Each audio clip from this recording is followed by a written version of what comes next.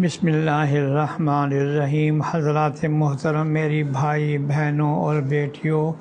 میں حضرت صلی اللہ علیہ وسلم کے اہل بیت کے بارے میں آپ کو روایات سنا رہا ہوں۔ آج پہلی روایت رسول اللہ صلی اللہ علیہ وسلم نے فرمایا، یہ ترمذی شریف میں ہے، ترجمہ سن لیجئے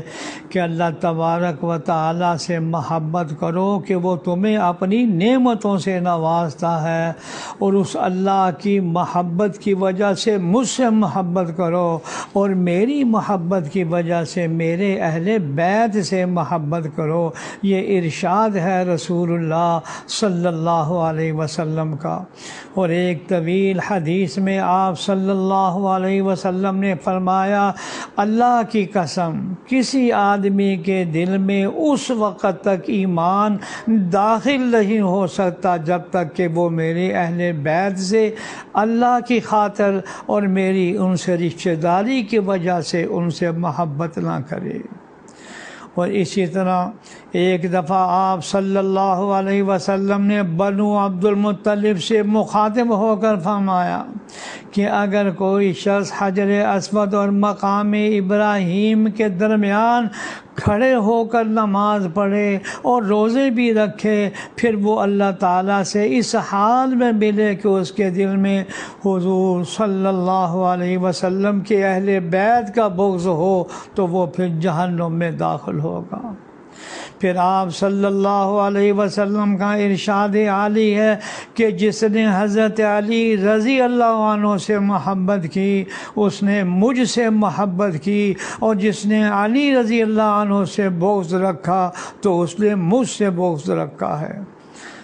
اسی طرح جناب رسول اللہ صلی اللہ علیہ وسلم نے فرمایا کہ جس نے حضرت حسن اور حضرت حسین رضی اللہ عنہما سے محبت کی اس نے مجھ سے محبت کی، اور جس نے ان سے بغض رکھا تو اس نے مجھ سے بغض رکھا۔ پھر آپ صلی اللہ علیہ وسلم نے حجۃ الوداع کے موقع پر خطبے میں یہ فرمایا تھا، اے لوگوں، میں تمہارے اندر ایسی چیز چھوڑ کر جا رہا ہوں، اگر تم اسے تھامے رہو گے تو کبھی گمراہ نہیں ہوگے، اللہ کی کتاب اور میرے اہل بیت۔ ذرا تصور کریں کہ ان حضرات اہل بیت کا ہمارے اوپر ایک حق یہ بھی ہے کہ ان پر درود بھیجیں، اور خود اللہ کے نبی کریم صلی اللہ علیہ وسلم نے ہمیں ان پر درود بھیجنے کا حکم فرمایا ہے، جیسا کہ آپ نے حدیث میں پڑھا بھی ہے، اللہم صلی علی محمد وعلی آل محمد، اے اللہ حضرت محمد صلی اللہ علیہ وسلم پر اور ان کی آل پر رحمت نازل فرما۔